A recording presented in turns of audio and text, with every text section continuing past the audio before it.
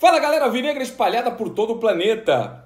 Vamos dissecar um pouco do que é o time do San Lorenzo de Almagro. É o próximo adversário do Santos na terceira fase preliminar da Libertadores da América, a última antes de entrarmos na fase de grupos.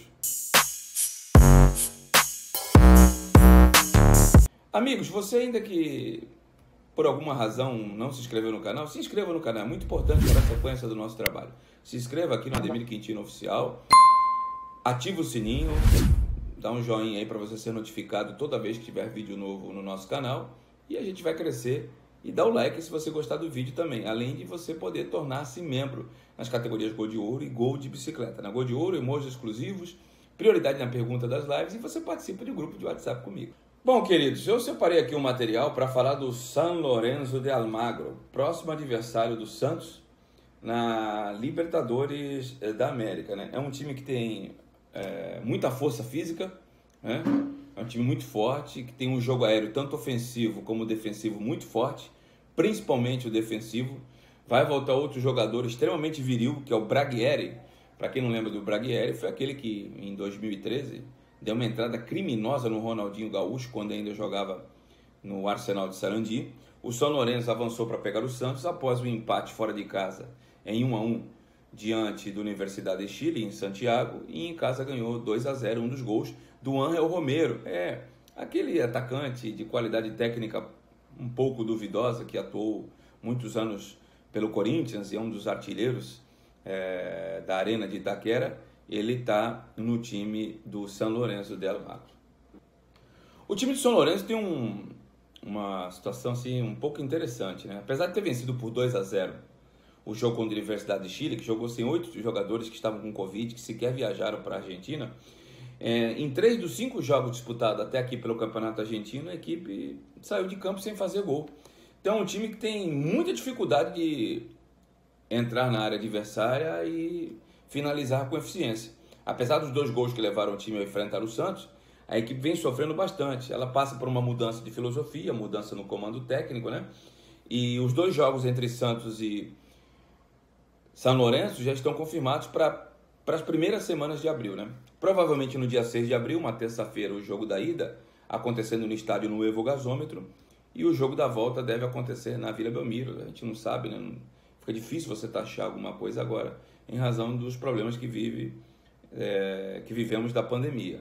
O San Lorenzo está ameaçando não vir ao Brasil, quer que o jogo seja realizado no Paraguai, porque toda vez que um clube se inscreve na Libertadores da América, por N situações, ele tem que colocar um país que, se de repente ele não puder jogar no seu, ele possa jogar. O Santos me parece que é o Paraguai. Provavelmente o jogo poderia ser em Assunção, se as fronteiras brasileiras estiverem impedidas de realizarem partidas da Libertadores da América, né? Mas isso a gente vai saber um pouco depois, né?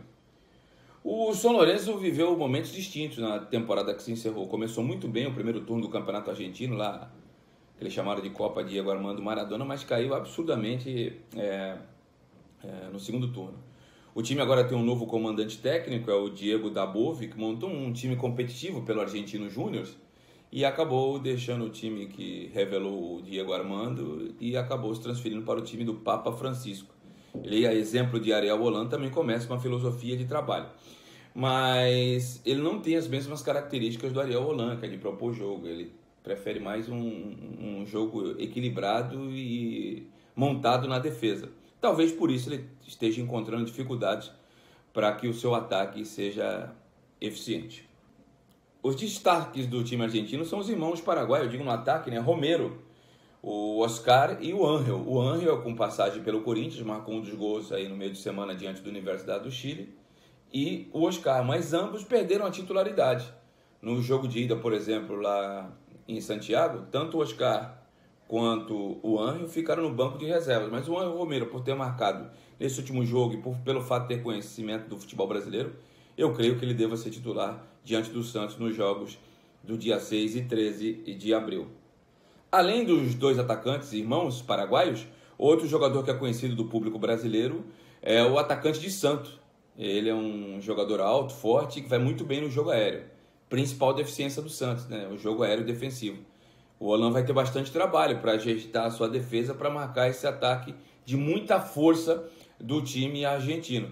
Eu acho que o Santos tem que, se possível, evitar escanteios e faltas nas imediações da grande área, porque o São Lourenço vai tentar utilizar-se desse expediente, eu não tenho dúvida disso.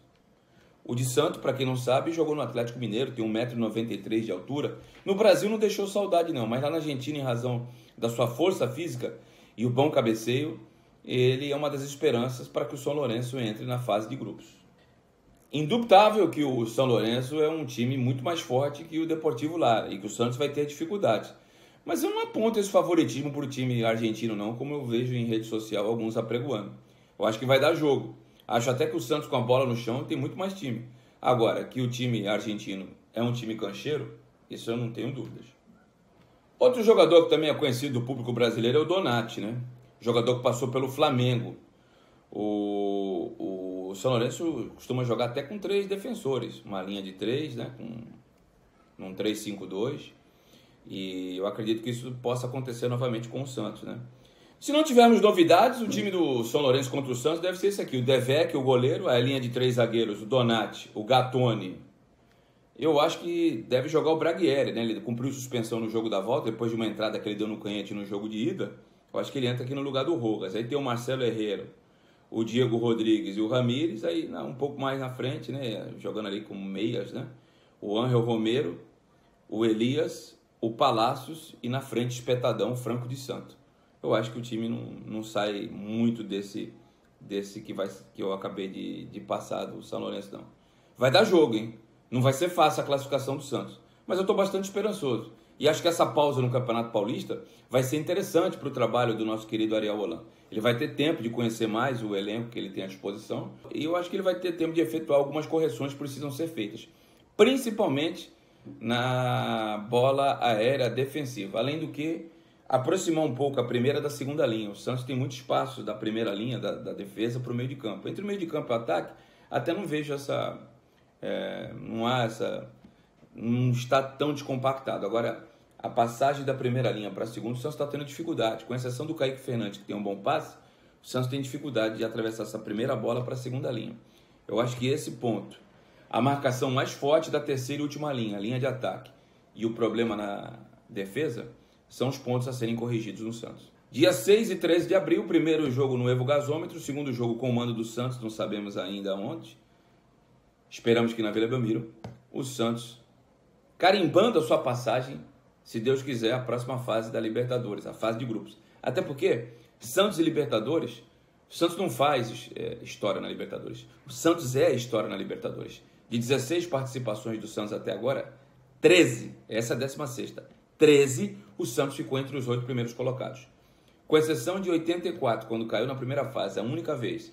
2018, que o Santos caiu nas oitavas em razão de problemas de competência administrativa, porque esqueceram que o Santos estava suspenso ainda pelo River Plate. O Santos sempre parou no mínimo nas quartas de final. E não vai ser dessa vez que vai ficar fora, né? Apesar do adversário, é um campeão da Libertadores. O São Lourenço ganhou a Libertadores de 2013, na época comandado por Edgardo Balsa. O Santos é tricampeão, 62, 63 e 2011. Vai ser um duelo interessante, o último da fase pré-Libertadores. Mas se eu tiver que apostar minhas fichas, eu aposto no Santos. E o Romero fala demais. Hashtag pronto, falei. Vamos aguardar e torcer para o time encaixar até lá. A proposta, a ideia é maravilhosa. Tomara que com esses dias que foram ganhos em razão da não disputa do Campeonato Paulista, o Holan possa treinar o time, preparar, corrigir para enfrentar o São Lourenço e conquistar 2 maravilhosos resultados para o Santos e para a fase de grupos da Libertadores, tá bom? A você que ainda não se inscreveu no canal, por favor, faça. E você também pode tornar-se membro num grupo de WhatsApp que eu estou todo dia aqui. As instruções estão na sua tela, tá bom? Tamo junto, galera. Apesar da paralisação no futebol de São Paulo, eu vou procurar colocar vídeos todos os dias. Fiquem com Deus. Bom final de semana. Vem o React aí, hein? Um abraço.